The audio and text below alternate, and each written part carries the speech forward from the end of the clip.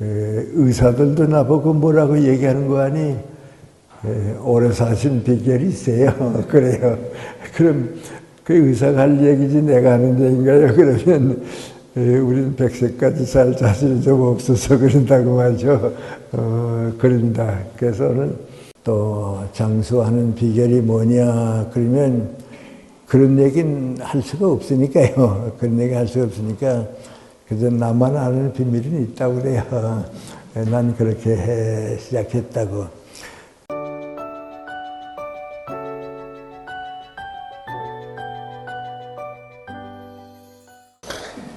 그동안 제 시간이 너무 좀 바빠서 직접 여기서 말씀드리지 못하고 동영상으로 보내기도 하고 그랬습니다. 근데 누가 앞으로 교통편을 좀 봐준다고 그래서 될 수 있는 대로 여러분 직접 이렇게 뵙고서 시간을 가지는 게 좋을 것 같다. 또 저도 자주 오는 게 좀 좋고 그래서 자주 뵙게 됐으면 좋겠습니다. 오늘은 제 얘기하고 또 여러분도 이제 같이 살아가시는 동안에 도움이 되지 않을까 하는 말씀을 좀 드리고요. 다음에부터는 우리 며칠 전에 제가 대구의 계명대학에 갔어요.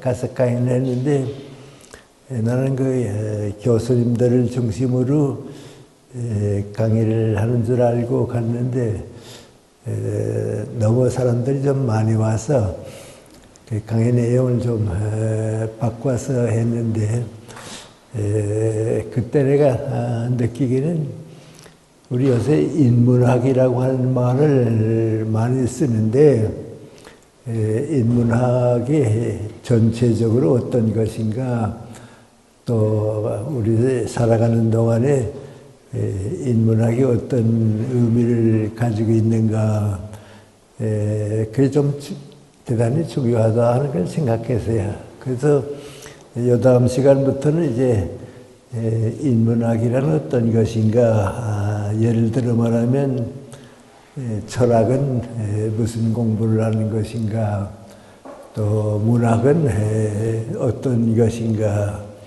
또 종교는 어떤 것인가 역사를 보는 눈은 또 어떤 것인가 그런 걸 좀 체계적으로 묶어서 말씀드리면 혹시 이 다음에 좀 관심 있는 사람들이 모으면 책이 될 수도 있겠고요.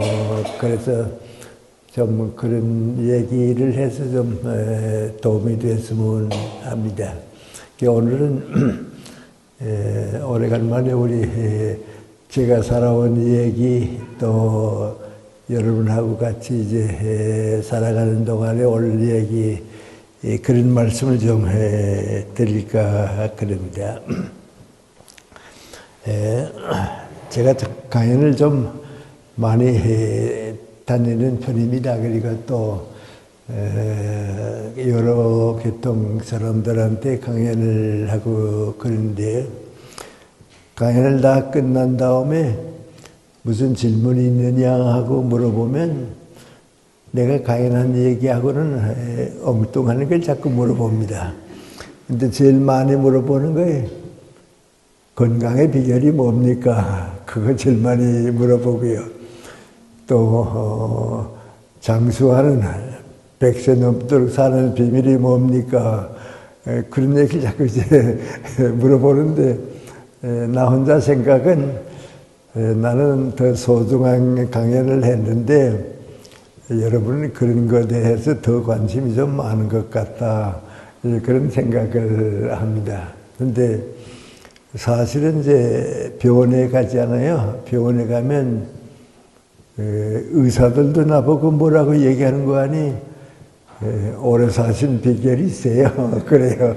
그럼 그 의사가 할 얘기지 내가 하는 얘기인가요? 그러면 우리는 100세까지 살 자신이 좀 없어서 그런다고 말이죠. 그런다. 그래서는 오래 산다고 하는 거, 그래서 우리 개인보다도 우리 사회적인 문제 때문에 좀 말씀을 드리고요. 또 제가 이렇게 좀 오래 사니까 무슨 특별한 뭐 있는가 하는 그 생각도 좀 이제 하시는 것 같고요. 제 얘기 먼저 좀 말씀드리겠습니다. 제가 이제 생각해 보면요, 건강이 제일 그 나쁜, 제일 그 어려운, 어렸을 때 시작을 해서 건강이 제일 좋은, 또 제일 오래 산 사람 가운데 하나가 됐습니다. 제가 대학에 있으니까 이제 우리 대학에서 하는 얘기인데요. 서울대학 교수님들 가운데 100살 넘은도록 산 교수가 몇 사람인가 그렇게 얘기해 보니까 작곡가인 김성태 교수님이 100세 넘도록 사셨고요. 또 우리 국악관계 하시는 이해구 선생님이 100세 넘도록 샀어요. 그 내가 생각하기에는 다른 교수님들도 많이 있는데 그 음악하는 교수님들이 100세 넘도록 살았구나 말이죠. 그럽니다. 그런데 애국에서 통계낸 걸 봐도요, 비교적 오래 사는 사람이 누군가니 음악 지휘하는 사람이에요. 음악을 지휘하는 사람이거든요.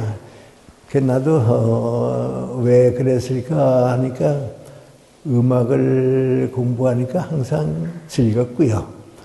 또 이렇게 지휘를 하게 되면 이제 내가 가지고 있던 걸 밖으로 발산하는, 그러니까 아마 음악하는 분이 오래 살지 않나 그래요. 그 통계를 좀 보니까 직업으로 오래 사는 사람들은 음악하는 사람들이 오래 살아요, 비교적. 그 다음에 이제 자연과 더불어 오래 일하는 사람들, 과수원을 한다든지 뭐 이제 살림을 한다든지 그 사람을 만나는 게 좀 다 피곤하고 힘드니까요. 자연하고 사는 사람들이 좀 오래 사는 것 같아요. 그런데 이제 사람하고 많이 접촉하는 직업이 두 가지인데, 하나는 민관이 정치하는 사람들이에요. 정치하는 사람 많이 만나야 되잖아요. 그 다음에 민관이 의사예요. 의사가 또 환자를 제일 많이 만나거든요. 그래서 정치하는 사람하고 의사하고가 그렇게 평균해서 오래 살지는 못했어요. 그래서 자연과 더불어 사는 사람이 좀 이제 오래 살지 않나 하는 생각인데요. 우리 서울대학에 그 두 사람이 있고요. 고려대학에는 현승정 선생이라고 있어요. 저 국무총리도 지나고 그랬는데요. 그분이 이제 100세 되도록 사셨어요. 근데 우리 연세대학교는 100세 넘도록 산 교수가 없어요. 그래서 미안합니다만 나락도 100세 넘도록 살아서 연세대학교도 100세 넘은 사람이 있다는 거 좀 보여줘야겠다 해서 저는 이제 100세가 넘었고요. 그 이동식 선생이라고 있었어요. 신과대학 교수님인데 그분이 이제 100세까지 사시려고 했는데 꼭 만 100세 되는 한 달 앞두고만 돌아갔어요. 그래서 100세는 이제 못 채우고 그랬는데, 이제 그런 분들하고 이제 나하고 이렇게 쭉 비교해 보면 나는 그분들에 비하면 정말 오래 못 살 사람이 100세 넘도록 살았구나, 그런 생각을 이제 혼자 해봅니다. 왜냐하면 이제 우리 어머님이 날 키울 때 나는 20살, 20살까지 사는 것만 좀 봤으면 좋겠다, 그렇게 키웠어요. 난 우리 어머님도 내가 오래 살지는 못할 줄 알고 그랬는데, 그때 그 내가 가지고 태어난 병이 어떤 병인지 잘 이제 난 의사가 아니까 모르는데요. 한 2-3개월 전인가요? 신문을 봤어요. 신문을 보니까 한 가정에 어린아들이 이제 자라고 있었는데, 얘가 이제 이유 없이 의식을 잃어버려요. 이제 생각을 잃어버리곤 쓰러지고 돼요.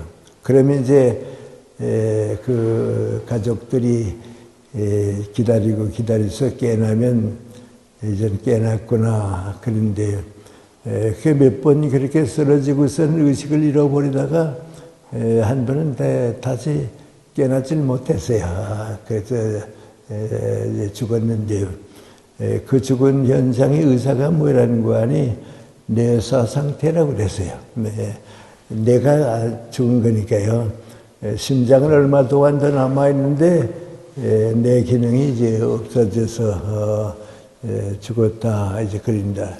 그래서 그 가정에서 이렇게 사는 애들에게 좀 도움이 되면 장기를 기증하겠다. 그래서 몇 어린애들에게 그 자기 아들 그 장기를 기증했어요.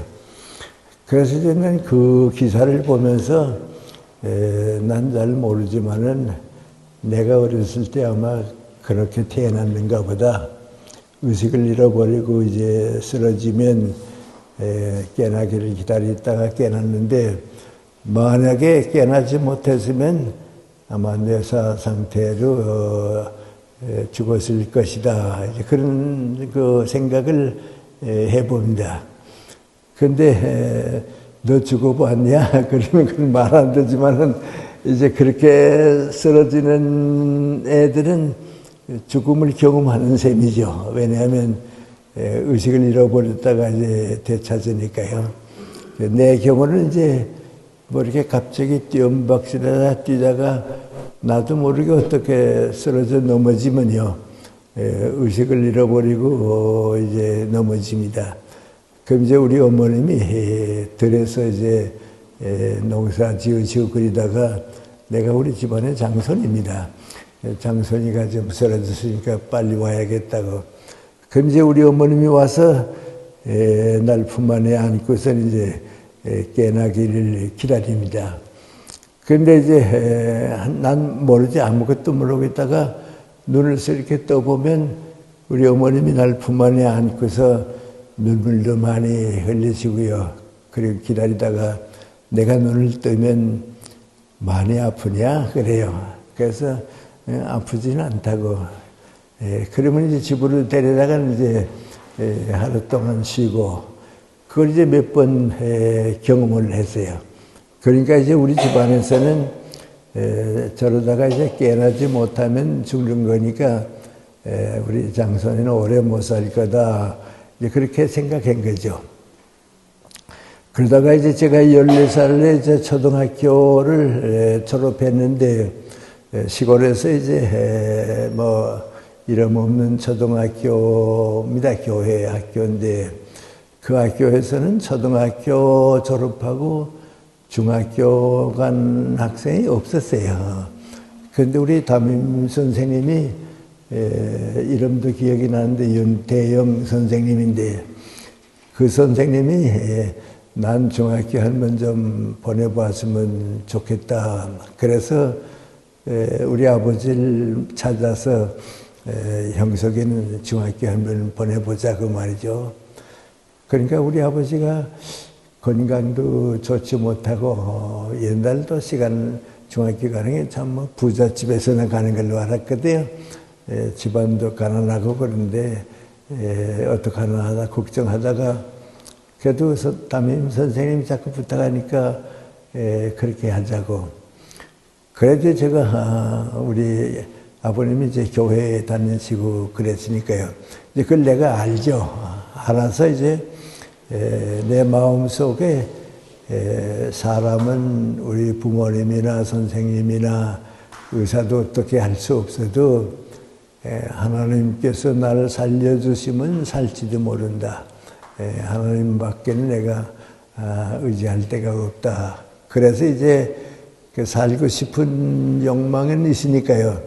그래서 이제 기도 드리는 마음을 가진 겁니다. 내 기도는 간단하니까요. 하나님 나도 다른 사람들 같이 어른이 될 때까지 살게 해주시면 제가 어른이 되면 나 위해서 일하지 않고 하나님의 일을 도와드릴 테니까 저도 좀 오래 살았으면 좋겠다. 그 기도로 시작을 했습니다. 근데 후일에 이제 우리 어머니한테 얘기를 들으니까요. 그 14살 나서 내가 중학교 가는 해 정월 초하는 날 밤에 어머님이 꿈을 꾸신가 봐요. 그런데 내가 이렇게 무릎을 두 손으로 쌓아놓고 이렇게 앉아있다가 하늘로 쓱 올라가 버리고 많은 꿈을 이제 어머님이 꾸신 겁니다.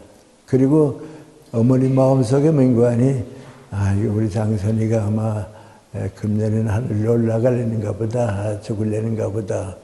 그 할머니한테 가서 그 얘기했더니 할머니도 맹관이 금년에는 아마 장선이가 죽을려는가 보다 그랬습니다.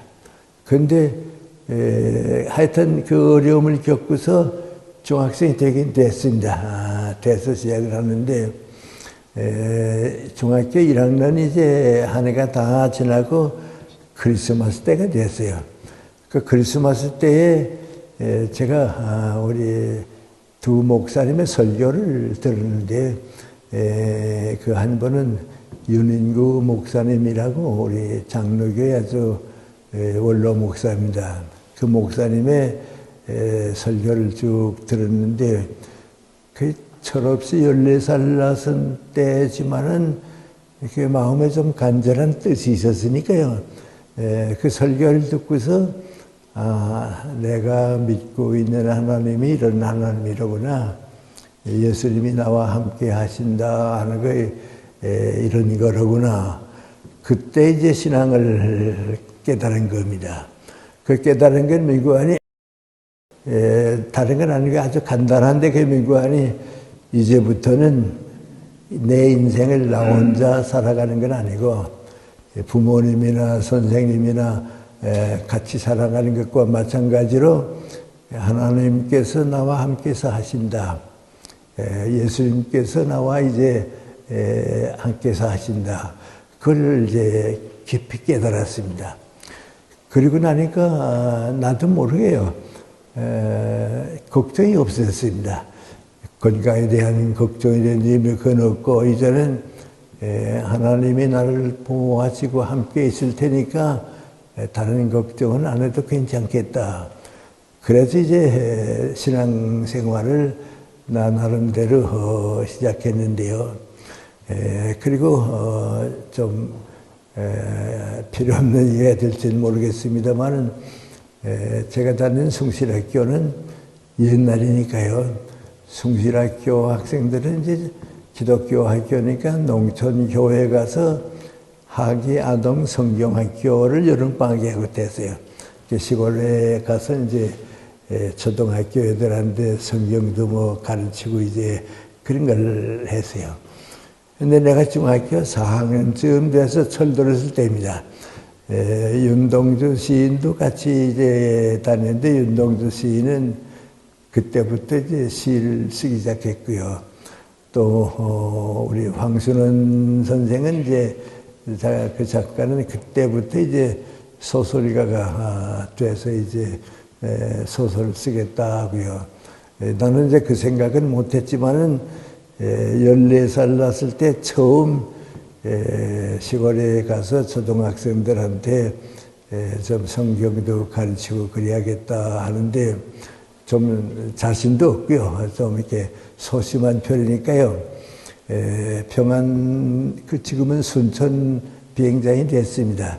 그 옆에 이제 덕질이라고 하는 시골 교회에서 이제 가서 하기하던 성경학교를 하게 됐는데 사실은 내가 선생으로 가게 된 건 아니고요. 거기에 이제서 하는 내 학교 4학년 같은 동생 가운데 홍치순이라고 있었는데 그 홍치순이가 나한테 와서 뭐라고 하는 거 아니? 너 이번 우리 여름방학에 우리 시골 동네에 와서 하기야동 성주학교 선생 좀 해달라 그래요. 그 내가 나 그런 거 해보지도 못하고 자신도 없는데 내가 가면 되겠냐 그랬어요. 그랬더니 너는 뭐 좀 부족하지만은 우리 반 영철이 또 한 학생 이제 나보다 좀 나이 많은 영철이 있습니다. 가깝습니다. 영철이가 선생으로 오는데 너 보조 선생으로 따라오려무나 그러면 둘이 가도 된다고 말이죠. 그러니까 이제 그러면 갈만하다고 말이죠. 진짜 선생은 이제 따로 가고 나는 이제 다 가서 심부름 하면 되거든요. 그래서 용기가 있어가지고서 그럼 나도 한번 가보겠다고. 그 집에 와서 부모님 보고서 나 이번 여름방학에 하기야동 성주학교 선생으로 간다고 그랬더니 우리 부모님이 좋아서 말이죠. 너도 이제 중학교 4학년이나 됐으니까 잘 됐다고 말이죠. 가보라고. 그 이제 우리 시골이고 평양역에서 이제 그 친구를 만나서 가게 됐는데 약속을 했어요. 여름방학이니까요. 어느 날 평양역에 벽에 역에 시계가 있는데 그 시계 밑에서 만나자. 그래서 이제 짐도 좀 싸들고요. 거기 앉아서 이제 기다리고 있는데 영철이도 안 오고요. 홍치순이 데리고 갈 걔도 안 와요. 그래서 나 혼자 생각해 얘들이 나보고 가자 그러다가 필요 없으니까 저희 둘이 갔는가 보다 말이죠. 난 떨어졌는가 보다. 기차 시간은 다 되고요. 그리고 근데 그 영철이는 안 오고요. 홍치순이만 헐딱헐딱 뛰어더니 기차 떠나게 되는데 빨리 가자고 말이죠. 영철이 왜 안 오냐 그랬더니 옛날입니다. 그럼 자식 어젯밤에 뭐 잠을 먹었는데 배 아파서 못 오갔대. 우리 둘이 가자고 말이죠. 그 내가 야 그럼 난 못 간다. 영철이가 가야 따라가지. 내가 가면 어떡하냐 그랬더니 둘이 다 안 가면 어떡하냐고 말이죠. 가자고. 그 끌려서 이제 기차 타고서 갔다고요. 가서 이제 시골 교회에 갔는데 시골에 계신 그 장로님이랑 다 나오더니 선생님 오셨다고 뭐 다 인사하대요. 그러니까 이제 그 홍치순이가 한 말이 뭔고 하니 진짜 선생은 아파서 못 오고 이제 형석이 이제 도와주려고 왔댔는데 이렇게 둘이 다 오지 못하게 되고 혼자만 왔다고 그래요. 그러니까 그 교회 장로님이 또 나보고 인사하면서 한테는 뭐인고 아닌 우리 일주일 동안 새벽에는 우리 교회들 예배 인도해 주시고 오전에는 우리 어린애들 성경 가르쳐 주시고 저녁에는 동네 사람들한테 강연 좀 해 주시고 그렇게 해달라고 그래요. 그러니까 영철이만 믿고 왔다가 큰일 나거든요. 그래서 못 산다고도 못 그리고 말이죠. 밤새껏 고민해서 이거 어떡하나 말이죠. 그런데 하여튼 새벽적 나니까 또 새벽 예배 인도하긴 해야 할 거 아니에요. 그래서 지금 생각하면 무슨 얘기 했는지는 모르죠. 하여튼 하긴 했어요. 또 그 오전엔 또 성경 애들 가르치고요. 오후 저녁 때는 또 이제 어른들이 모이면 이제 강연도 이제 하고 그런데 한 3일쯤 하고 나니까요. 잘 되대요. 잘 되는데 그 동네가 가면 이번에 온 선생 아주 좋은 선생 왔다고 야단해요. 그러니까 새벽 기도에 오죠. 저녁에는 강연하죠. 오전은 주일학생들 가르치죠. 근데 첫날은 예배당 안에 이만한 방에 이렇게 다 앉는 거죠. 의자가 다 앉는데 가득 차더니 둘째 날은 더 가득 차요. 셋째 날은 들어올 사람 못 들어오니까 어떤 거 아니 창문 열고 밖에서 듣고 그래요. 그래서 내가 이게 내가 모자른 줄 알았더니 내가 잘하는가 보다 말이죠. 이렇게 많이 모여서 말이죠. 이게 하여튼 일주일 했어요. 그랬더니 장로님이 어디서나 보고 뭐라는 거 아니, 이번에 너무 은혜롭고 좋아서 그런데 일주일 더 연장하자 그래요. 그래서 제가, 그건 나 바빠서 못한다고 맞아. 그랬더니, 선생님 뭐 바쁘겠어요? 그러니까 좀 더 연장하자고. 정말 못한다고 말이죠. 집에 가야 한다고 했더니, 그럼 사흘만 더 연장하자고 그래요. 그래서 일주일 하는 게 열흘 동안 했어요. 열흘 동안 하니까 이제 처음 집을 떠났으니까 집 생각도 나고요. 뭐, 걱정스럽기도 하고요. 하여튼 열흘 끝나고서 이제 버스가 그 동네가 멋지면 그 버스라고 어파라고 하는 기차역에 가서 이제 평양까지 오는 거죠. 평양에서 우리 집은 이제 한 20리 돼요. 그런데 이상하게 이렇게 집 생각이 나서 말이죠. 평양까지 가면 내가 밤 깊도록 걸어가도 집에까지 간다 하는 생각만, 집 생각밖에 없어요. 그래서 이제 버스가 오는 걸 기다렸는데 교회 할아버지들, 할머니들이 다 이제 성별 나오고요. 그때 돈을 뭐 10원도 주고요, 뭐 50원도 주고 해서 점심 사 먹으라도 그리고요. 다 그래서 이제 떠나서 이제 왔어요. 얼마나 힘들었는지 하여튼 기차 타고 나서는 정신없이 쓰러졌어요. 그 열흘 동안 고생했으니까 정말 고생했죠. 그래 기차 타고서 그냥 자는데 차가 뭐 와랑와랑 소리가 나요. 그 자다 쓱 깨보니까 오후가 되는데 말이죠. 해는 솟아내지려고 하는데 기차가 철교 위를 지나가니까 소리가 난 거거든요.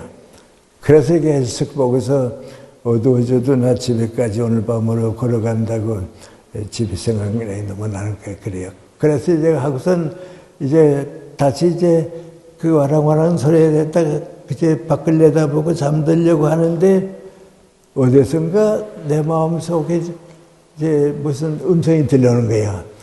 너 14살 났을 때에 건강을 허락하면 내일을 하겠다고 약속했는데 너 와서 이렇게 일주일 동안, 열흘 동안 나를 도와주었는데 넌 집 생각밖에 안 하느냐 말이죠. 집 생각밖에 나는 거 없느냐. 그 소리가 들려오는 거예요.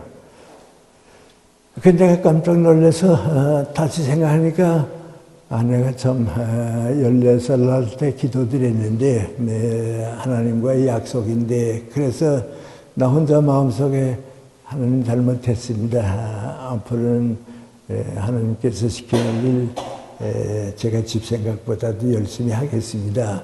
그 약속했어요. 그리고 평양역에 내려서 집에 오니까 아마 지금 생각하니까 밤 11시쯤 됐던 것 같아요. 그 부모님들이 잘했느냐 그래서 잘했다고 말이죠. 그런데 그 이제 18살 났을 때 중학교 4학년인데요. 미안합니다. 그때부터 내가 교회와 신앙생활을 시작하면서 일하기 시작한 게 오늘까지 온 겁니다.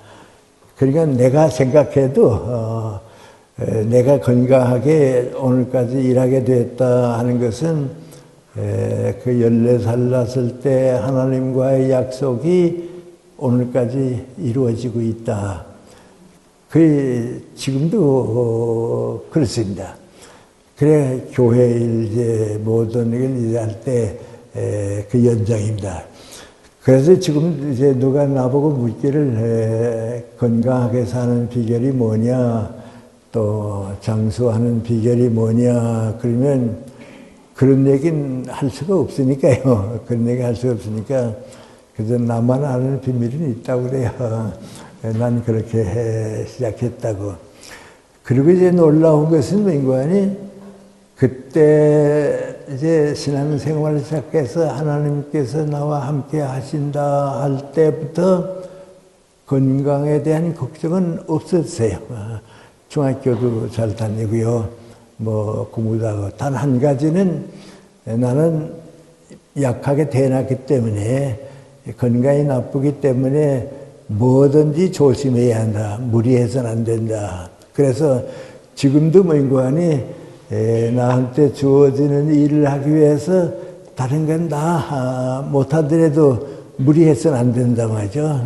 지금도 이제 내일도 뭐, 2차례 강연이 있고, 뭐 이제 계속 가고 있고 그러거든요. 그러니까 모든 건 그 일 때문에 무리해서는 안 된다. 이제 그거죠.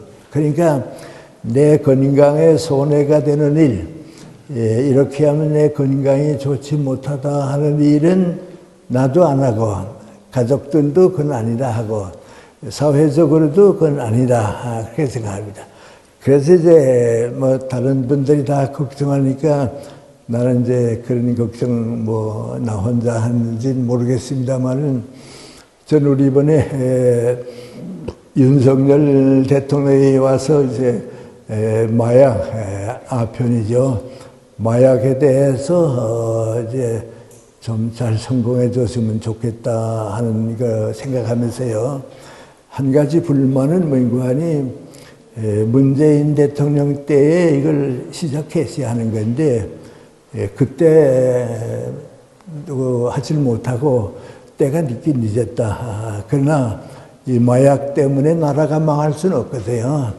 마약 때문에 우리 사회가 병들 수는 없거든요. 그래서 나 혼자 생각해 본 거 아니 우리 윤석열 정부가 다른 건 못한다고 해도 마약 하나만이라도 막아주면 이건 국민 건강에 대해서요 정말 고마운 일입니다. 난 뭐 민생이다 하지만요 이제는 이제 경제는 어느 정도 되는데요 마약은 지금 퇴치하지 못하면요 큰일 납니다. 왜냐하면 남미는 마약 때문에 나라가 다 망했습니다. 그 남미에는요 마약을 하는 사람들이 조직이 너무 크니까요 그 조직이 정부 경찰을 앞지른다고요. 그러니까 마약 책임자가 뭔가니 수상을 뭐 주긴다든지 그러거든요. 그래서 우리 함께 내가 좀 여러분하고 걱정하고 싶은 건 뭔가니 마약은 놔두면 이 나라가 망합니다. 이건 대단히 이건 위험합니다. 그래서 건강에 해로운 걸 우리는 안 해야 하는데요. 이제 저 위해서 하는 말이지만은 이건 국민 전체를 위해서 그리고요. 또 한 가지 제가 좀 다른 사람들보다도 걱정인데 이 음주운전 때문에 교통사고 나는 거 이건 지금 우리나라로서는 너무 부끄럽습니다. 너무 부끄럽습니다. 그리고 뭐 어떤 때는 민구안이 법무부 차관까지 한 사람이 낮에 음주운전하다가 운전기사 폭행하고 말이죠. 그런데 이건 다른 나라의 그 선진국가에 가면 상상도 못할 일입니다. 법무부 차관이 낮에 술 마시고 택시 탔다가 운전기사 폭행했다. 그건 상상할 수가 없습니다. 근데 지금 우리 가만 보게 되면요. 이 음주운전 때문에 너무 많은 사람이 희생당하는데요. 이건 안 됩니다. 하고, 저는 제가 이제, 술, 담배를 안 하는 것은 이제 내 건강을 위해서 술과 담배는 이건 절대로 나쁘니까 안 하고요.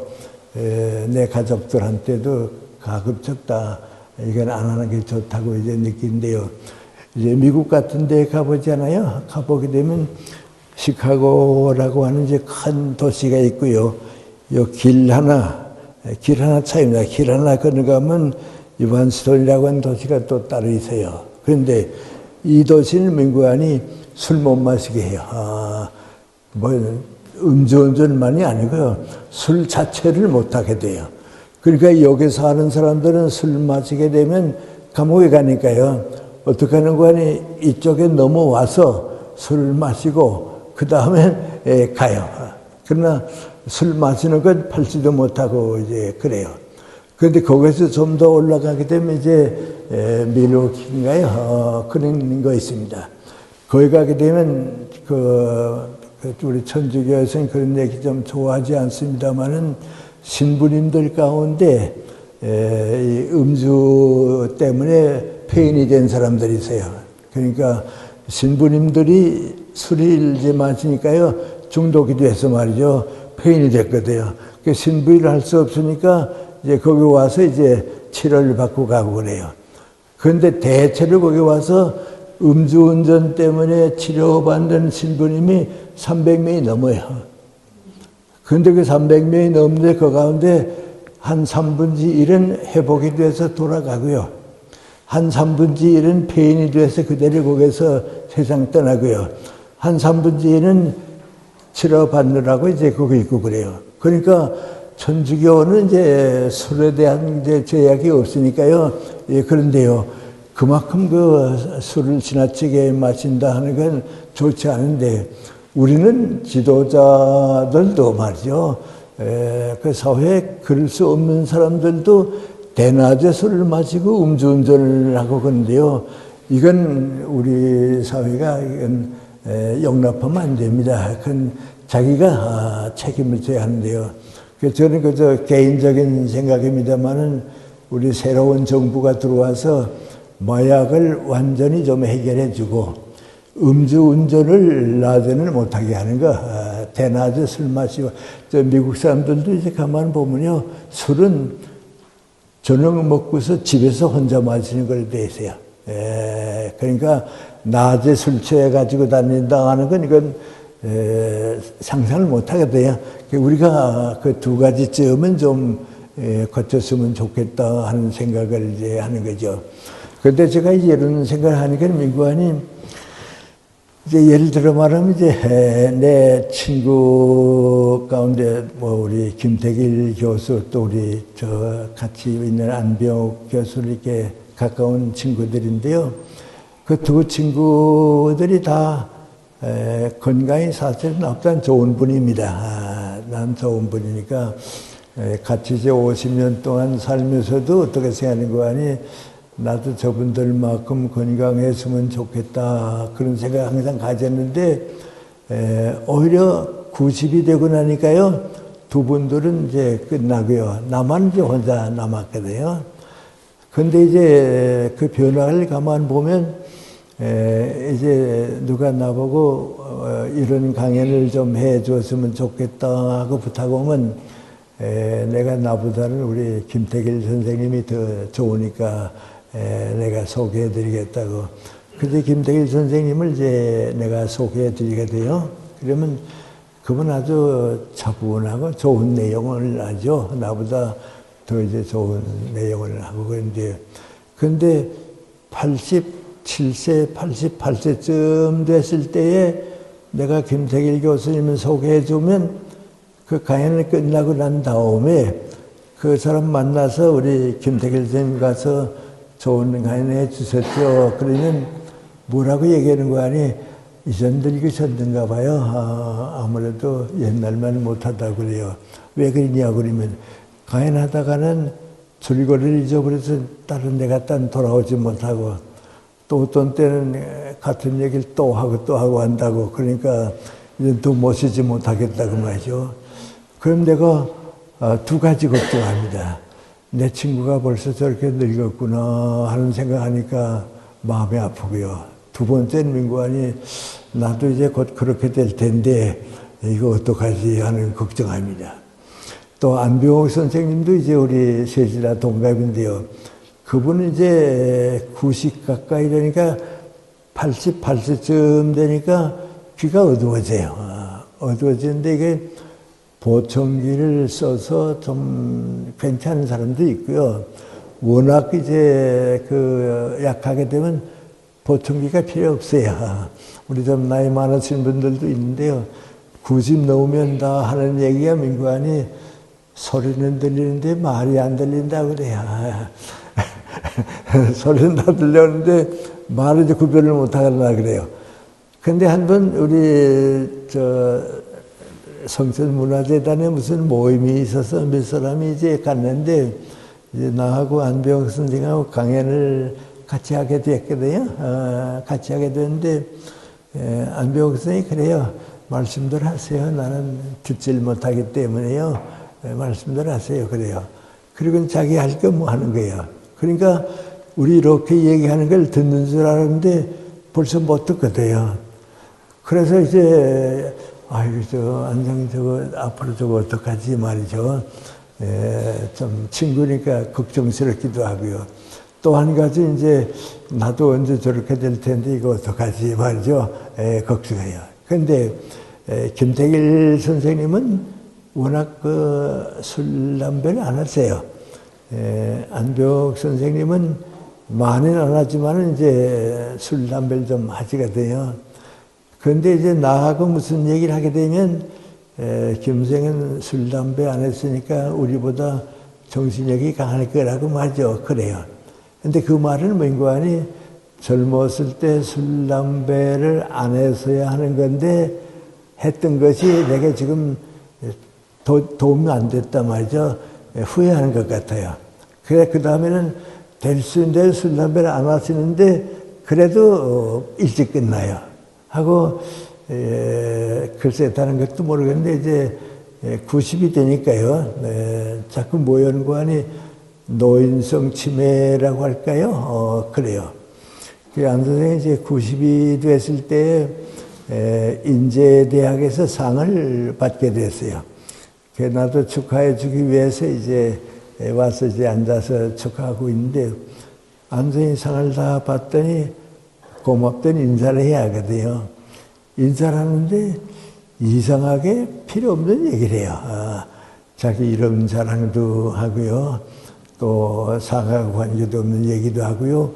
그래서 그러다가 이렇게 아래 쓱 보시더니 여기 내 딸이 와 있는데요. 내 딸이 내 얘기 듣다가 손을 이렇게 하게 되면 무조건 끊으라고 약속했어요. 그러니까 나 이젠 더 얘기 안 할랍니다 하고 내려가요. 그러니까 집 앞 가정에서 말이죠. 아버지 무슨 말씀 하시다가 내가 앞에 앉아서 이렇게 하기만 하면 무조건 끊으라고 하니까 알았어. 약속했던 거고요. 그 다음부터는 어디 가서 얘기하게 되면 사모님이 따라다니면서 대신 얘기하고 이제 그래요. 그래서 다 똑같이 자랐는데 두 분은 90으로 끝나고 나는 좀 더 오래 계속 가는데 뭐 내가 더 건강해 그런 건 아니고 무슨 그 장점이 있어서 그런가 그런 생각을 해봐요. 해보게 되면 혹시 어렸을 때 기도드렸던 것과 마찬가지로 너 좀 더 일해라. 너한테 할 일이 아직 많이 남아있으니까 건강하는 대로 일해라. 그 마음이 내게는 지금도 이제 남아있어요. 그래서 지금도 이제 가연을 하든지 하게 되면 내가 하나님과의 약속이 있어서 너 건강만 허락하면 일해라 그랬는데 계속해서 일해야 할 거 아니냐. 이제 그런 생각이에요. 그런데 그러면서 이제 주변에 여러 사람들 이렇게 쭉 보게 되면요, 이게 내 건강을 너무 많이 믿는 사람들, 나의 뭐 건강이 아무 걱정 없지 하는 사람들이 먼저 끝나요. 그러니까 나같이 좀 소심하게 걱정스럽게 내 건강을 위해서 절대로 무리는 안 한단 말이죠. 내가 나에게 주어진 일을 위해서 무리는 안 해야겠다. 그런 생각을 좀 사회적으로 전부 가지게 되면요, 달라질 것 같아요. 그리고 나는 우리 양구 실정은 잘 모르겠는데요. 내가 이게 쭉 보게 되면요, 우리 이제 한 가정을 이끌어가잖아요. 가정을 이끌어가는데, 우리 지금 가정이라고 그립니다. 주로 이제 내과 의사님들이 계시거든요. 경험만이 있는 내과 의사, 가정의를 이렇게 좀 연락을 해가지고서요. 우리 가족의 건강은 당신이 좀 봐달라고 말이죠. 그게 꼭 있는 게 좋습니다. 나는 중학교 동창 가운데 김하용이라고 있었는데요. 아주 좋은 의사입니다. 내과 의사입니다. 근데 그 의사가 살아있는 동안은 우리 온 가족이 이제 뭐대가 아프든지 거기 갑니다. 가면 이제 그 의사가 뭔가 하니 자기가 봐줄 수 있는 걸 봐주고요. 봐주기 어려운 건 이제 세브란스 병원의 어느 의사한테 또 무슨 이제 안과의 어느 의사한테 소개를 해주거든요. 그러니까 온 가족이 이제 도움을 받는 거죠. 그러니까 여러분이 이제 양구 난 잘 모르겠는데 앞으로 이제 좀 더 시간이 좀 우리 군수님하고도 좀 물어보고 이제 그립니다만은 좀 그런 의사가 양구에도 한 두세 분이 있어서 내가 믿고 가족 가운데 무슨 병이 있으면 가서 의논하면 그 의사가 봐줄 건 봐주고 그렇지 않은 건 이제 더 좋은 이제 춘천의 은혜 의사라든지 보내는 거 그걸 있는 가정은 마음이 편안합니다. 마음이 편안한데요. 그 없게 되면 공연히 이 병원 저 병원 다녀보고 고생하느라고요.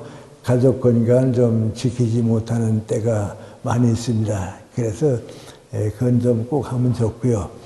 그 다음에 이제 나이 들게 되면 전에도 제가 그런 얘기를 좀 했겠습니다만은 이제 나 같은 사람이 경험하는 게 제일 어려운 병이 세 가지인데요. 하나는 고혈압입니다. 이 고혈압이고요. 그 다음엔 당뇨입니다. 내 중학교 동생 한 사람이 보사부 장관도 뭐 지나고 그랬는데요. 그 당뇨를 자기가 의사니까요. 치료를 못하니까 마지막에 그 당뇨 때문에 눈이 어두워지대요. 그 텔레비전 봐도 이렇게 화면을 보지는 못하고요. 듣기만 해요. 그래서 내가 왜 그렇게 돼서 그랬더니 이게 선천적으로 당뇨 때문에 이제 그렇게 됐다고 말이죠. 그래요. 그래서 이제 고혈압하고 당뇨하고 그 다음 하나 민관이 이젠 치매가 자꾸 늘어납니다. 이 치매 이 세 가지는요. 다 의사들한테 젊은 의사한테 얘기 들어보게 되면 뭐라는 거 아니 늦게 발견하고 단다고 말이죠. 50대 후반부터 적어도 60대쯤 되게 되면 이 세 가지는 관리하라고 말이죠. 그러면 90까지는 누구나 간다고 말이죠. 90까지는 누구나 갈 수 있으니까 그건 자기 책임이라고 말이죠. 이 세 가지는 좀 잘 관리하라고 그럽니다. 저도 지금 나이 좀 많고 그러니까요. 그 세 가지는 항상 조심하는데 이 치매는 저도 그건 의사가 아니니까 이제 잘 모르겠어요. 제일 중요한 게 민관이 항상 공부하고요. 책을 읽고요. 이런 데 와서 이제 강의도 듣고요. 머리를 쓰는 사람은 90까지 가요. 머리를 안 쓰게 되면 곧 주저앉고 말아요. 그러니까 사람에게 나는 이렇게 아까 처음 얘기 돌아가서 건강의 비결이 뭐냐, 오래 사는 게 무엇 때문에 그러냐 그러면 나는 신앙생활을 시작을 했지만은 그것 떠나서 하고 싶은 얘기는 민관이 일을 사랑하는 사람하고 공부를 계속하는 사람이 건강하다. 그러니까 공부하면서 일하고 일하면서 공부하는 사람 이거 계속하는 사람은 오래 계속이 됩니다. 그거 안 하는 사람은 나 자신이 잃어버리니까 말이죠. 어렵습니다. 그 이제 저가 이제 그 얘기 한 가지만 더 얘기하고 이제 다음번 얘기로 가야겠으니까 말씀드리겠는데요. 이제 제 경우를 가만 이렇게 보게 되면요, 신체적으로 늙는 건 누구나 꼭 같습니다. 이건 과로하지 않고 잘 지키기만 하면 신체적으로 늙는 건 누구나 꼭 같습니다. 저래도 제가 그런 얘기했죠. 우리 동양 사람들은 여성들은 22살, 남자들은 24살까지 우리 신체적으로 제일 좋은 나이입니다. 건강한다면 그때부터 이제 쭉 오다가 40이 되게 되면 성인병이 걸립니다. 그 다음부터 이제 서서히 내려옵니다. 그 누구나 다 똑같은데요. 정신적으로 늙는 건 어떠니까? 정신적으로는 40까지 다 올라갑니다. 그 다음에 노력하는 사람은 50, 60, 70, 제 경우는 한 80까지는 올라갑니다. 정신적으로 늙지 않습니다. 그럼 그 어떤 사람인가? 항상 공부하는 사람, 항상 문제를 가지고 사는 사람, 그런 사람들이 안 늙습니다. 아까 제가 내 친구들 가운데 이제 우리 대학에 100세 넘은 교수들도 있고 이제 다른 교수하는 사람들인데 보게 되면 이 100세 넘은 사람들이 내 주변에서 제 7사람이 있는데요. 가만 쭉 보게 되면요. 그 7사람 다 똑같은 걸 민구안이 계속해서 공부하고요. 계속해서 일하고요. 그럽니다. 일 쉬지 않고요. 계속해서 일하고 그럽니다. 그리고 정신적으로는 늙지 않아요. 그 이제 올라가는 이제 길이죠. 그런데 또 한 가지 제가 이제 생각하는 게 민구안이 사람은 이제 인간적으로 늙질 않아야 돼요. 사회생활에서 인간관계가 이제 다 중요하고 그러니까 늙지 않아야 하는데요. 이 인간관계를 늙는다 안 늙는다 하는 걸 민구안이 감정 문제도 있고요. 직업 문제도 있고요. 뭐 다 있는데 언제든지 그 희망을 가지고 사는 사람 아직도 난 무엇인가 할 수 있다 말이죠. 아직도 나한테 주어진 일이 있다. 그 희망을 가진 사람은 괜찮아요. 그 희망을 못 가진 사람은 30대에도 그러거든요. 근데 우리 아마 다 우리 좀 나이 드신 분은 느낄 거예요.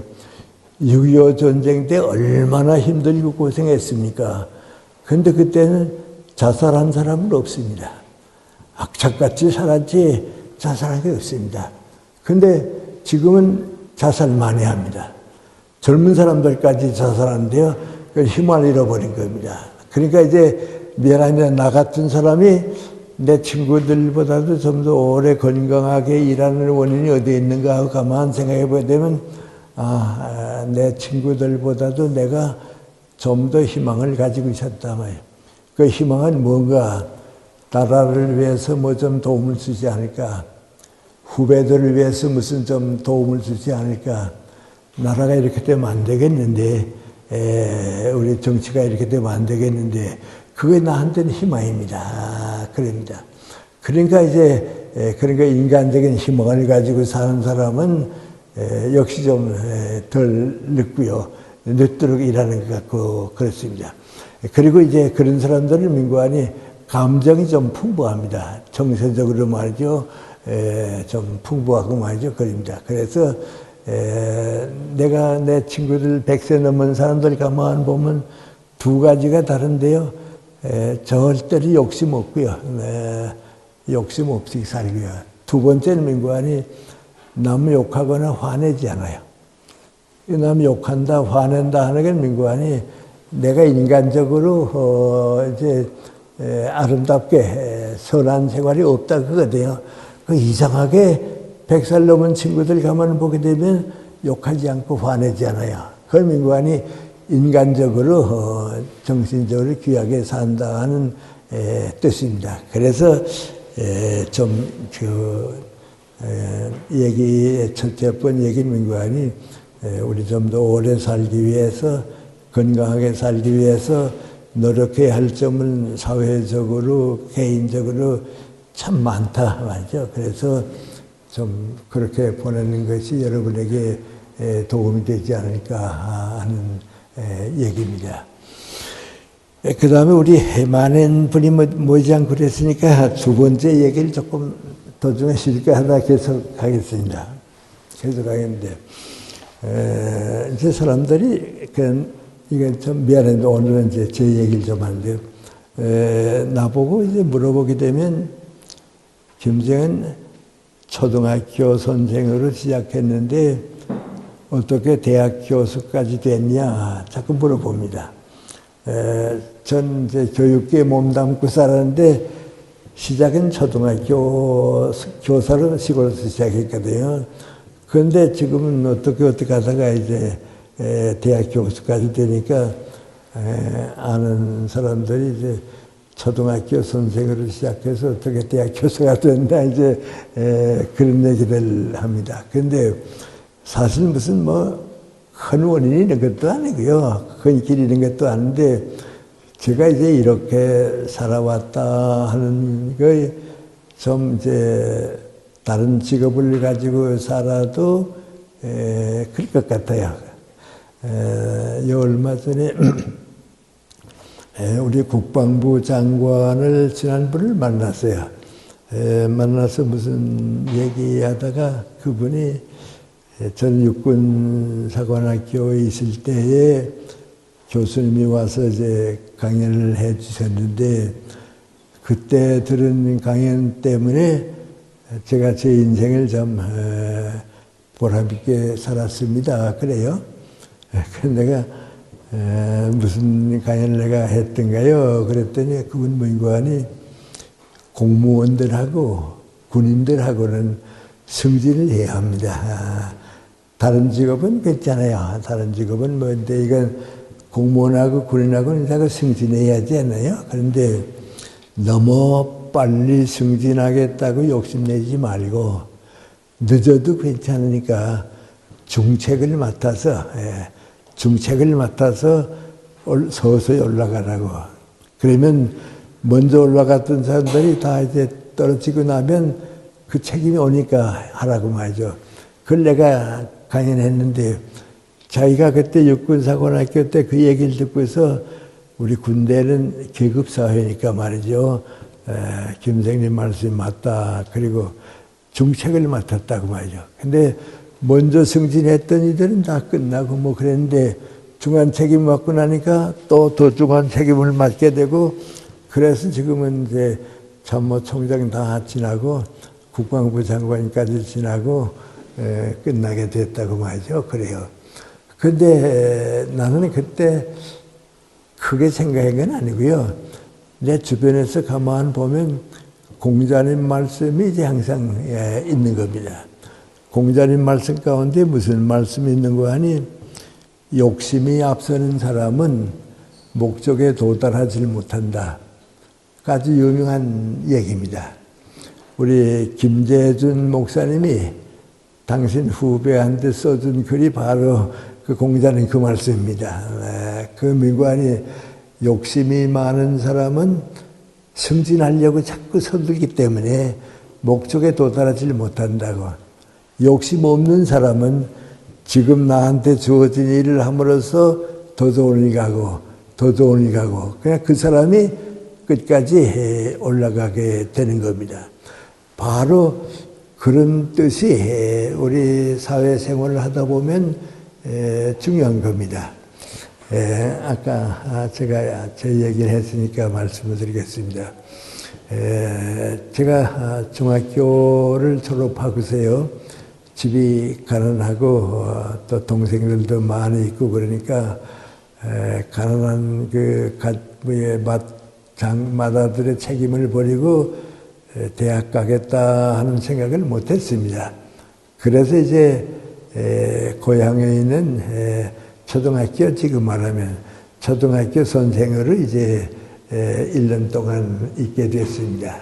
그런데 항상 마음속에 있는 게 민관이 다른 건 다 괜찮은데 학생들 열심히 가르치고 우리 학생들 좋은 학생 되는 거 보면 뭐 교육자로서 다 좋은데 한 가지 아쉬운 점이 있는데 그 민관이 중고등학교 선생님들은 인격도 높고 학문도 높은데 우리 초등학교 선생님들은 같이 일해보니까 한 단계 떨어집니다.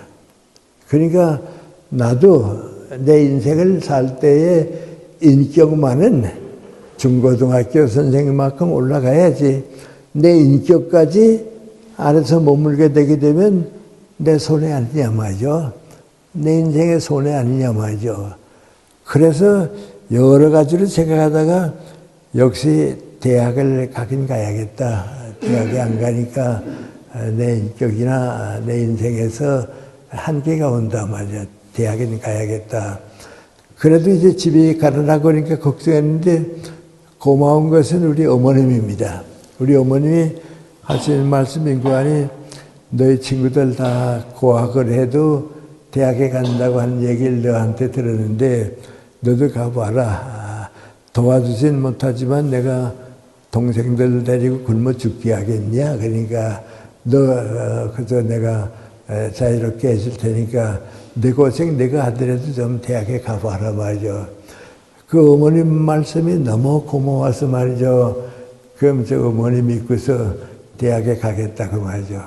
그 1년 있다가 대학에 갔습니다. 그 대학을 쭉 졸업하고 나니까 일제 말이 됐습니다. 그 일제 말이 되고 나니까 이제는 어떡하지 하고 있는데 해방이 됐습니다. 일제 말은 제가 이제 경찰이 따라다니고 뭐 학도병 문제도 있고 그러니까 공직을 못 가졌거든요. 그러다 이제 해방이 됐습니다. 좀 이런 얘기는 이제 밖에서 글은 썼습니다만 별로 이제 얘기를 하지 않는데요. 제가 교육계에 살게 된 동기는 이제 해방 때입니다. 1945년 8월 15일에 해방되지 않았어요? 그 14일 날, 그 전날 밤입니다. 밤에 이제 잠이 이제 들어서 이제 있는데 전쟁 마지막도 되고 뭐 이제 경찰들이 조사도 다니고 그러니까 이제 자유롭지도 못하고 고민하고 있는 때인데 밤에 잠이 들었는데 꿈을 꾸게 됐습니다. 꿈을 꾸었는데 그 꿈이 어떤 꿈인 거 아니? 우리 평양이니까요. 내가 사는 데는 평양인데 저 서남쪽으로 가면 바닷가에 진남포라고 있습니다. 바닷가입니다. 그 진남포에 내가 갔습니다. 누가 오라고 그래서 갔더니 바닷가인데 꿈이니까요. 바닷가고 아무것도 없는 이제 바닷가인데 거기에 한 창고가 2개가 있어요. 근데 나를 왜 갔는가 하고 나는 모르고 갔더니 마올이라고 하는 미국 선교사가 이제 중학생 때부터 날 쭉 키워줬거든요. 네, 내 은인이죠. 그래서 전학의 집에도 그분 사진인데요.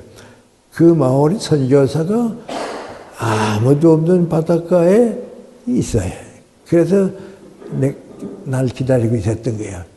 그래서 내가 선생님, 목사님 여기서 저를 기다리셨어요. 그랬더니 잘 왔다고 너한테 보여줄 거 있다고 말이죠. 그래요. 그래 아주 아무것도 없는 슬팔리고 바닷가인데 이제 그 마을의 선교사가 날 보고 민구하니 저 창고에 가보자고 말이죠. 그 아주 높은 창고인데 창고 문을 이렇게 쓱 열고 보니까요. 거기 그저 일본 사람들이 죽은 시신이 그저 창고 안에 가득 찼어요.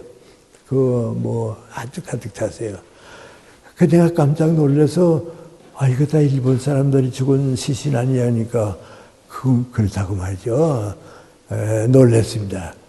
그래, 다시 저쪽 창고에 가보자고 그래서 또 가봐서 창고 문을 열었더니 거기에도 일본 사람들이 죽은 시신이 그저 가득 찼는데요. 들어가 보니까요, 나하고 같이 대학 다니고 있던 일본 친구들도 거기에 죽었어요. 그런데 바닷물 속에서 건져내기 때문에 시신들이 전부 아주 물이 가득 차고 피등피등하고 그래요. 그래 둘이서 보고서 깜짝 놀랐어요. 그리고 그 마을의 선교사는 꿈이니까 사라졌어요.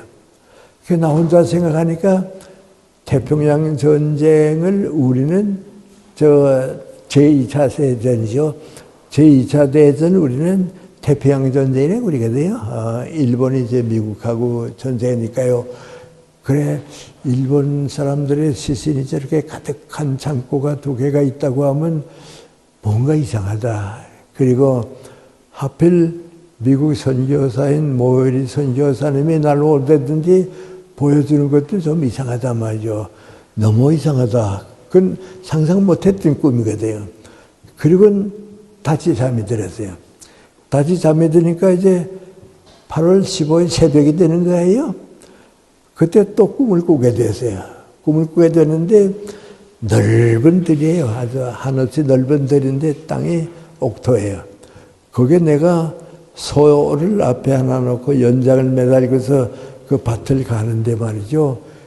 이 넓은 걸 다 가려면 내가 죽도록 걸어도 못 다 갈 텐데 이걸 어떡하지 하고 그런데 태양이 이제 하늘에 있던 태양이 큰 태양인데 자그거에 아니고 아주 쟁반같이 큰 태양이 서쪽으로 져야 할 텐데 태양이 동쪽으로 져요. 그러니까 꿈에도 말이죠. 태양은 동쪽에서 와서 해는 서쪽으로 지게 마련인데 우리 어떻게 해가 동쪽으로 진단 말이죠. 그래도 해가 지기 전에 이걸 다 갈 수가 없는데 이거 어떡하지? 그 아주 열심히 갈다가 꿈을 깼어요. 그 2가지 꿈이 다 너무 이상해서 말이죠. 조반 먹다가 아버지 보고 그랬어요. 아버지 나 어젯밤 꿈을 꿨는데 너무 이상하다고 말이죠. 그래서 일본 시신들이 많은 꿈 꾸었고 그 다음에는 태양이 동쪽으로 지는 꿈을 꾸었다고 그랬더니 우리 아버님이 가만 생각해 보시더니 내가 내 나이 때에 일본군이 점령했다고 한일합병이라 그러잖아요. 그런데 그때 보니까 동쪽에서 야구공 같은 작은 태양이 그저 자꾸 들어오더래요. 그 공 같은 태양이 자꾸 들어오더니 일장기, 일본 깃발 안에 일장기가 세상에 가득 차더라고 말이죠. 그런데 태양이 동쪽으로 졌다고 하니까 무슨 변화가 있을지 모르니까 그때는 이제 시골에서 뉴스가 없는 때입니다. 너 오늘 평양에 좀 가봐라 말이죠. 그래서 20里 걸어서 이제 그때 교통이 없으니까 평양에 갔어요. 가서 보니까 뭐 하나도 변한 거 없어요. 그대로 그저 다 움직이고 있고 이제 그래요. 그래서 전차를 타고서 평양역에서 이제 우리 다시 집으로 와야겠다고 전차를 타고 갔는데 전차가 도심지에 가서 멎었습니까? 멎으니까 손님들이 이제 내리잖아요. 그리고 또 다른 사람 타거든요. 그 손님들이 내리고 다른 사람들을 타는데 그 전차가 멎었는데 길 맞은 쪽에 가게가 있어요. 그 가게에서 라디오 방송이 들려와요. 라디오 방송이 들어오는데 일본 국가가 있죠. 일본 국가가 끝나더니 일본 천황이 방송한다고 말이죠. 그래요. 그래 뛰어내렸어요. 내려 그 가게에 들어가서 들어보니까 방송에 나오는데 천황이 뭐라는 거 하니 오늘 지금으로서 일본은 무조건 항복한다고 전쟁은 끝났다고 말이죠. 방송이에요. 그러니까 뭐 갑자기 그리가 이상하대요. 그래서 생각을 정리해 보니까 뭔가니 일본이 항복했구나 이제는 말이죠. 그럼 전쟁이 끝난 거고 항복했으니까 일본군은 이제 돌아갈 거고 우리는 이제 해방될 거고 이 세상을 이거 어떡하지 말이죠. 놀랐습니다. 그래 그걸 이제 겪고 나면서 내가 느낀 게 민관이 이제는 해방이 됐는데 앞으로 내가 할 일이 뭔가 밭을 가르라. 우리 민족과 국가 위해서 밭을 가르라. 그럼 밭을 가는 건 뭔가 교육계에 나가라 말이죠. 교육을 맡아라 말이죠. 그래서 교육계에 몸담고 지금까지 이제 오는 겁니다. 그런데 이제 대학을 졸업했으니까요. 초등학교가 아니고요. 우리 고향에 자그마한 중학교가 이제 있었습니다. 그 중학교를 내가 자연히 맡아서 이제 교장 일을 보게 되고요. 또 김현석 장로라고 이제 사업을 선거해서 돈을 좀 많이 번 분이 있어요. 그분이 나보고 부탁하면서 내가 이 학교를 좀 맡아서 교육을 하고 내가 재정적인 뒷받침을 좀 해주겠다고. 그래서 고향에서 중학교를 이제 새로 꾸며가지고서 이제 교장이 된 겁니다. 거기서 이제 한 2년 동안 이제 교장 생활을 쭉 하는데, 미안합니다. 제 얘기입니다.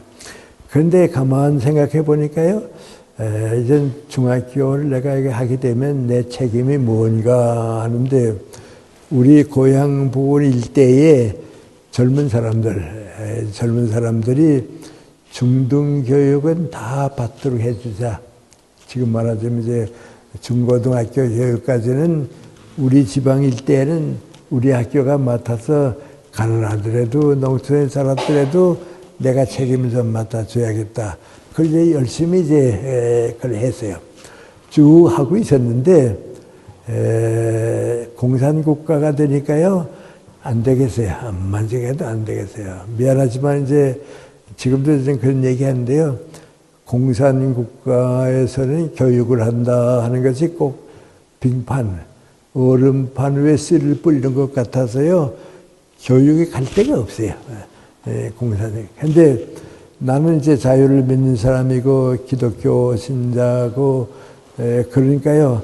공산주의하고는 자꾸 이제 어긋나고 하니까 좀 더 지나게 되면 결국은 두 가지인데 뭔 거 아니 내가 공산당 때문에 희생을 당하거나 이 일은 전부 이제 빼앗기고 말 테니까 걱정은 마죠. 아주 점점 이제 조여오는 거예요. 그래서 일을 어떻게 하면 되는가, 그래서 이제 고민하고 있었는데, 좀 이제, 그래서 개인적인 일입니다만은, 1947년 여름방학이 됐습니다. 여름방학이 돼서, 이번 방학이 지나면 이제 가을학기가 또 시작되겠는데, 내가 공산당원들한테 붙들려 가서 교육을 못하게 되거나 학교를 빼앗기는 거에 낫겠나, 아니면 38세를 넘어서 그러면 서울로 갈까 고민하고 있었어요.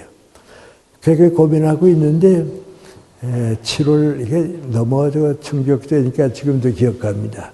7월 10일입니다. 7월 10일에 여름방학을 하고서 학생들 다 돌려보내고서 이번 여름방학에 내가 어떡하지 하고 고민하느라고 이제 우리 집이 좀 산 높은 데가 있었는데요. 그 산 위에 올라가서 소나무 등지고서 그런 걱정을 하고 있다고만 나도 모르게 잠깐 잠이 들었어요. 잠깐 잠이 들었는데 그 잠깐 꿈을 꾸는데 내 앞에 이북에서는 경찰서원이라 이제 보안서원이라 그럽니다. 꿈에 보안서원이 긴 장총을 메고 내 앞에 서더니 총을 내 가슴에다 갖다 대고서 너 김일성 대학의 교수로 오라고 그랬는데 왜 아직도 안 왔냐 그래요. 그래 내가 그런 것이 있었던 것 같기도 하고 없었던 것 같기도 하고 그래서 한번 뭐라는 거 아니 그건 당신이 잘못 생각했다고. 내가 김일성 대학의 교수로 가는 게 아니고 나보다 더 유능한 사람을 내가 추려야겠다고 소개하겠다고 그랬는데 지금 찾아보는 중이라고. 그 사람이 이제 갈 거라 그러니까 그 사람이 머릿속 흔들리 그랬는가 그러더니 그 장총을 하늘을 대하고 당하고 쏴요. 그 총소리에 놀래 깼다고요. 그리고 깨니까 그러면 너무 놀라서 말이죠. 이게 무슨 일이 있으려고 그런가. 그래서 봤는데 우리 집이 좀 산이 높은 곳입니다. 그 아래 동네를 쭉 내리다 보니까 트럭이 한 대가 이제 동네 앞에 쭉 가서 우리 집으로 올라오는 길이 있는데 그 멎어 있어요. 사람이 두 사람이 거기서 내려서 멎어 쭉쭉 보면서 이제 우리 집을 보고 나 있는 쪽을 보면서 뭐 서 있어요. 근데 내 작은 동생이 헐떡헐떡 뛰어 올라오더니 나보고 뭐라는 거 아니 우리 난 중학교 교장이고 이사장이 있잖아요. 이사장 김현석 장로님 지금 잡혀가는데 형님도 잡으려고 지금 저기서 왔다고 말이죠. 빨리 산으로 도망가라 그래요. 그래서 도망가는 건 뭐 이제 산으로 올라가면 되니까 도망가겠는데 어떻게 됐는가 하고 보니까 트럭이 거기에 멎어 있고요. 두 사람이 내려가지고서 우리 집에 있는 쪽으로 이렇게 보고 있더니 다시 트럭을 타더니 가버려요. 그래서 이전에 갔으니까 괜찮은가 보다 그랬어요.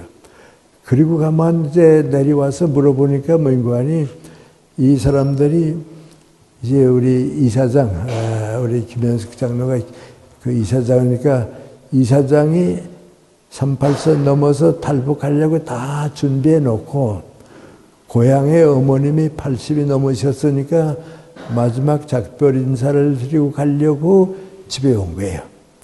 와서 그 80 넘은 어머님에게 뭐라 그러는 거 아니 어머니 제가요 무슨 사정 때문에 좀 멀리 다녀오겠습니다.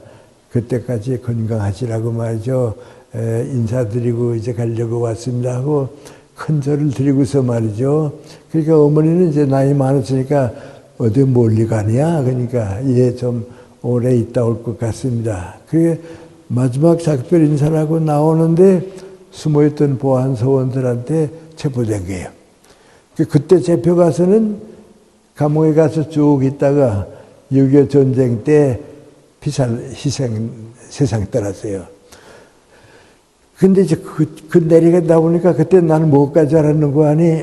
우리 이사장이 저렇게 잡혀가니까 이제는 다음번 내 차례로구나 말이죠. 그래서 이제 나도 탈북해야겠다.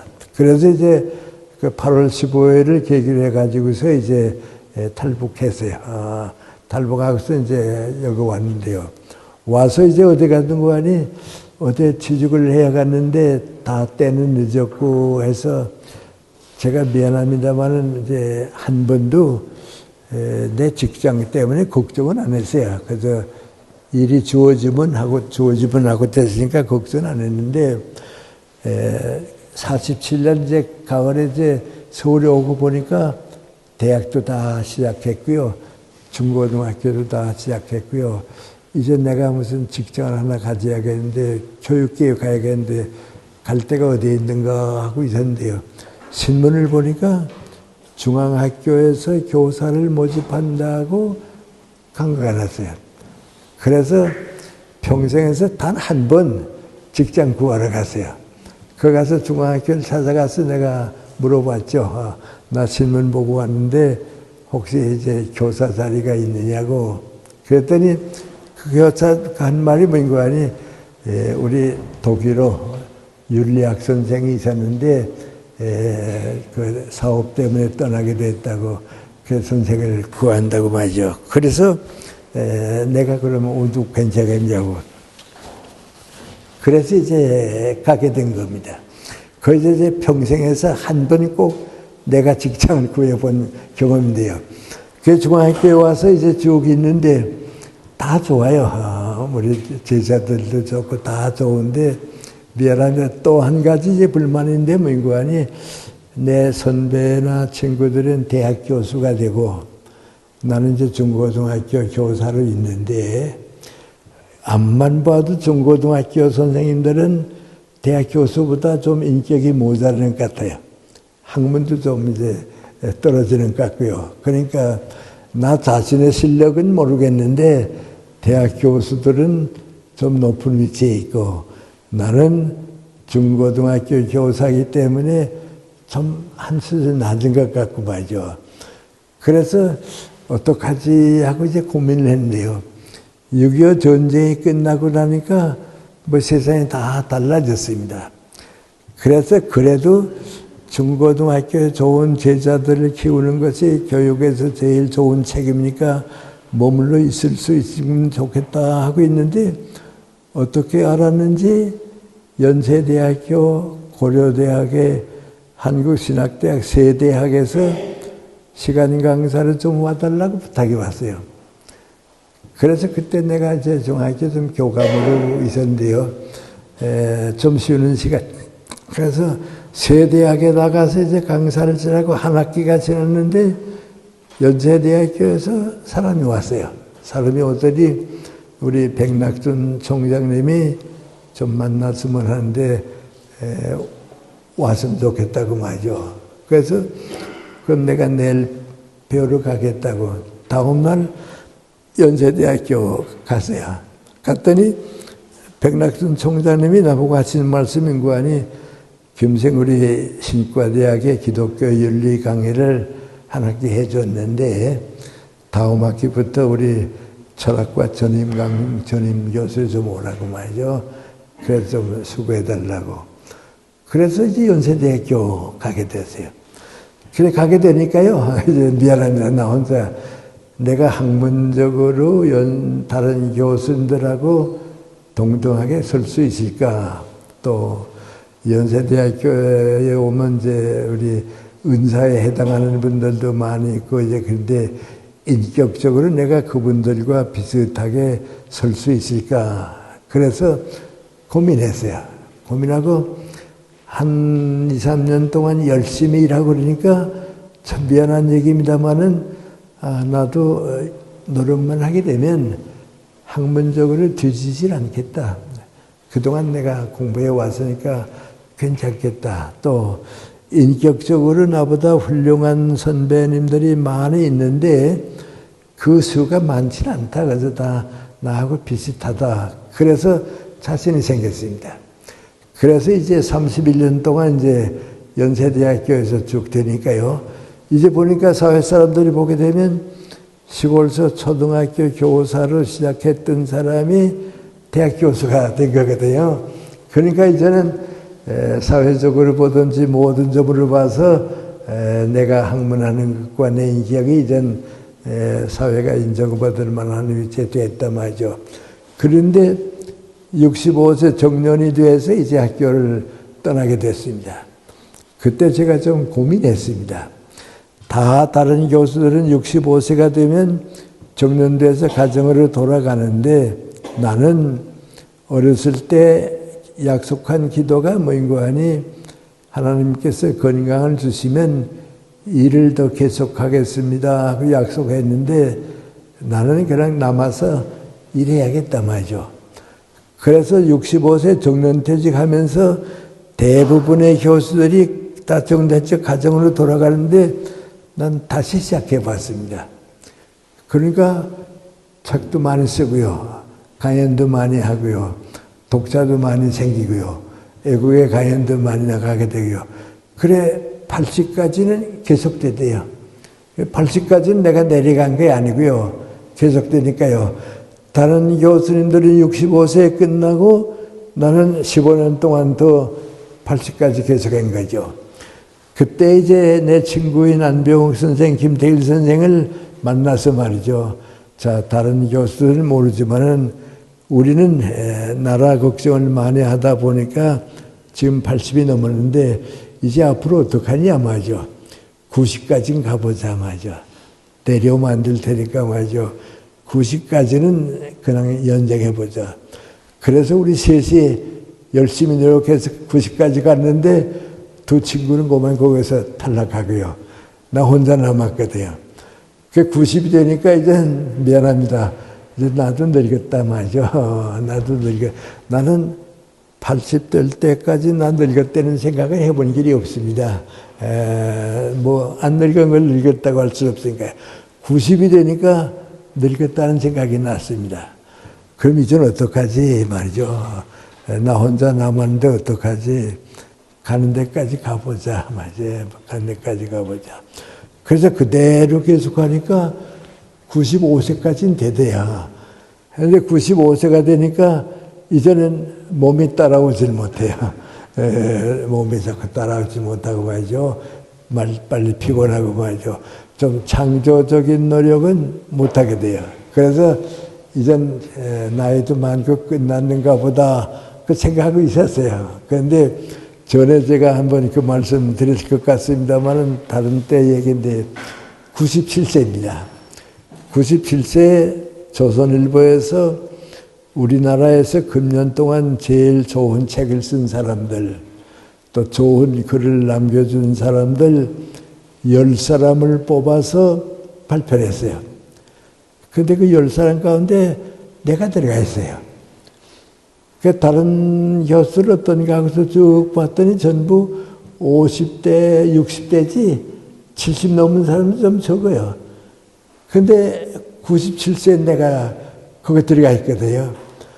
그 내가 생각해도 내가 이거 자신이 있나 하고 생각해 보니까 문장은 나도 50대, 60대에 쓴 글이 좋아요. 어제 우리 여기서 조선일보에서 온 분 아마 일주일쯤 후에 우리 양구 얘기가 나올 겁니다. 이번엔 좀 조선일보 전면에 나올 테니까요. 아마 양구 얘기가 나올 것 같기도 하고 이제 그렇습니다. 우리 집에서 하자 그런 걸 난 양구가 고향이 돼서 양구에 하니까 일로 오라 그래서 어제 이제 보고 갔는데요. 이제 그분한테도 그 얘기했어요. 내가 97세에 10사람 가운데 끼울 때에 좀 의심했다고 말이죠. 그런데 왜 그렇게 됐는가 했더니 지금은 문장은 50대, 60대만 못해요. 형용사도 많이 없어지고요. 또 정서적으로 좀 풍부하지 못하고 자신 없는데 그래도 왜 10사람 가운데 끼었는가 하고 생각해 보니까 사상은 내가 앞선 것 같아요. 그분들보다 사상은 내가 앞서 있거든요. 그래서 끼운 것 같단 말이죠. 그리고 미안합니다. 내가 나보고 하는 얘기가 민구 아니 너 아직 안 늙었다. 10사람 가운데 끼었으니까 아직 안 늙었다 말이죠. 그러전 이젠 끝나는 건 할 수 없지만 그러자. 그리고서 이제 계속 했는데요. 제일 힘든 게 민구 아니 이젠 몸이 따라오질 못해요. 정신력은 아직 괜찮은 것 같은데요. 몸이 이제 따라오질 못해요. 우리 좀 나이 많으신 분들 때문에 하는 얘기인데요. 내 경우를 가만 보면요. 제일 못 따라오는 게 민구안이 다리 힘이 빠져요. 걷지 못해. 지금도 이제 제 생각에는 이제 언제부터 지폐인 짚을까 하고 있는데요. 금년은 이제 그대로 지나보고 금년 지난 다음에는 지폐인 짚어보자 하는데요. 다리 힘이 빠지고요. 또 병원에 자주 가야 되게 되고요. 그래요. 그런데 미안합니다. 그래서 마지막 얘기입니다.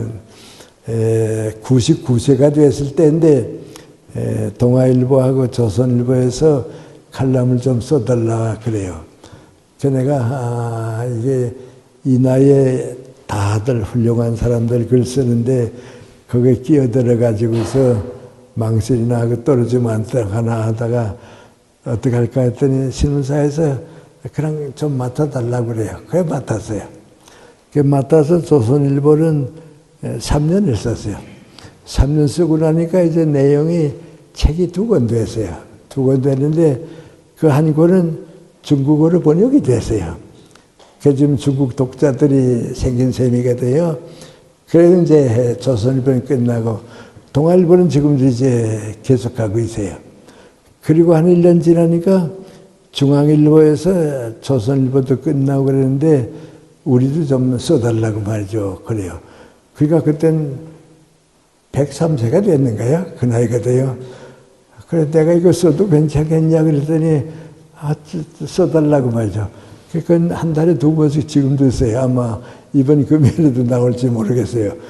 그리고 한번 보니까 자, 이거 내가 얼마나 늙었나 생각해 보니까 그래도 정신은 늙진 않았는데 몸은 이제 다 늙었고 말이죠.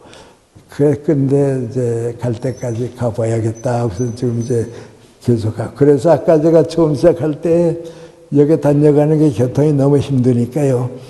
걱정했는데 내 제자가 선생님 교통표는 제가 차를 대드리고요. 기사까지도 좀 도와드릴 테니까 계속해 나가시라고 말이죠. 그래서 내 제자 보고서 그럼 내가 이제 시간 만들어 나가자고 이제 그랬어요. 근데 제가 이런 말씀 드리는 건 민구안이 초등학교 교사로 쭉 있으니까 다 좋은데 중고등학교 선생님들이 갖추고 있는 인격은 내가 못 가질 것 같다. 그래서 중고등학교 선생님이 되었어요. 또 다 좋은데 대학 교수님들만을 못할 것 같다. 그래서 나도 모르게 대학에 가게 됐어요. 근데 대학에서 다 끝났는데 나는 어떻게 생겼는가 하니 내가 나이 들었다고 해서 일을 끝낼 수는 없다.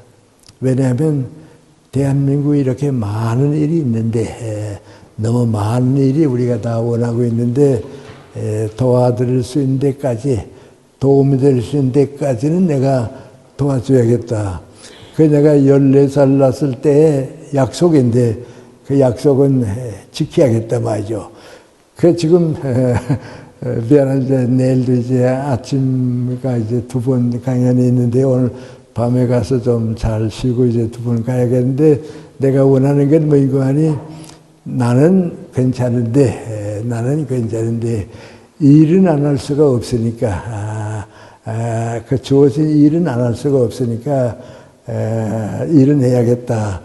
일 끝나고 나면 좀 마음이 편해지고 하죠. 그러니까 그렇게 사는데 제가 여러분한테 이제 2가지 좀 그래서 이런 말씀드린 건 민구안이 절대로 늙지 마세요. 늙지 마세요. 내가 늙는 건 자기가 늙는 거지 난 늙었다고 생각하는 게 되게 손해예요. 정신력은 늙지 않아요. 그러니까 항상 공부하고요. 일하고요. 그러면 늙지 않아요. 그러니까 절대로 늙지 마시고요. 그 다음에 2번째는 민구안이 계속해서 체질학도 더 있고요. 이런 데 좀 많이 배우고요. 공부 계속하고요. 그리고 일을 사랑하세요. 놀기지 말고 일 끝나면 인생이 끝나니까 말이죠. 제가 항상 하는 얘기가 민구안이 사람을 얼마나 오래 살면 좋냐 하는 생각 누구나 다 하거든요. 그런데 나는 그거에 대한 대답이 민구안이 일할 수 있고 다른 사람에게 작은 도움이라도 줄 수 있을 때까진 살자. 이제 일도 못하고 다른 사람에게 도움도 주지 못하게 됐다 하면 그때는 욕심내지 말자 말이죠. 그때는 욕심내지 말고 그래도 끝까지 좀 일해보자. 그리고 다른 사람에게 도움을 주자 말이죠. 나는 이제 우리 젊은이들 보고 그럽니다. 너희들 뭐 세상이 어렵다, 답답하다, 힘들다. 암만 그래도 우리만큼이야 힘들었겠냐? 우리만큼 어려운 시대에 산 사람은 지금 없다 말이죠. 우리만큼이야 힘들었겠냐? 그런데 더 중요한 건 민구안이 선진 국가에 가서 일할 수 없는 사람보다는 후진 국가에서 일하는 사람이 더 행복하다. 일하는 사람이 더 행복하다 말이죠. 제가 양구 오게 됐는데 어제 우리 전창범 전 군수님 만났습니다. 만났는데 내가 이 춘천에 한림대학 있죠. 그 한림대학에서 무슨 상을 준다고 이제 결정되는데 받으라고 그래요. 그래서 상을 받으러 갔어요. 90단 넘었을 때죠.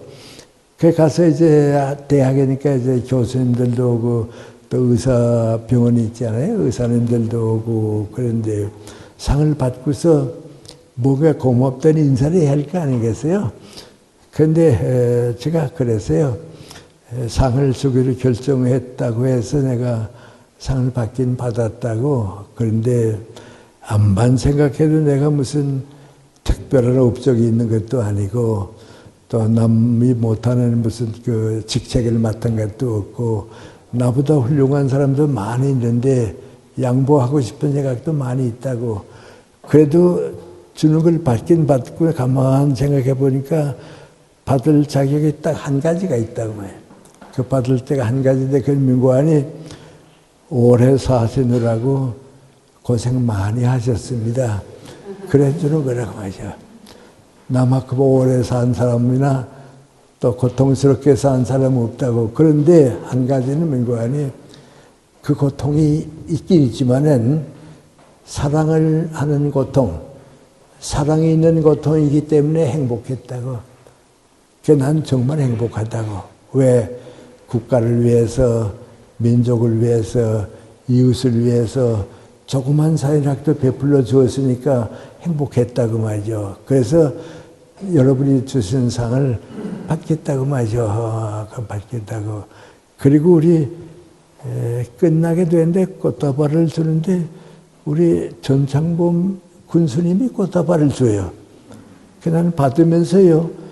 양구 군수님이 왜 나한테 꽃다발을 주나 하고 알아봤더니 양구에 고향이 없으니까 이제 나하고 안배옥 선생은 북한이니까 90은 넘고 갈 곳이 없잖아요. 그래서 고향을 만들어 드리겠다고 약속했댔는가 봐요. 그래서 여기 양구 식구가 된 거죠. 그런데 저는 이렇게 생각해 보면요.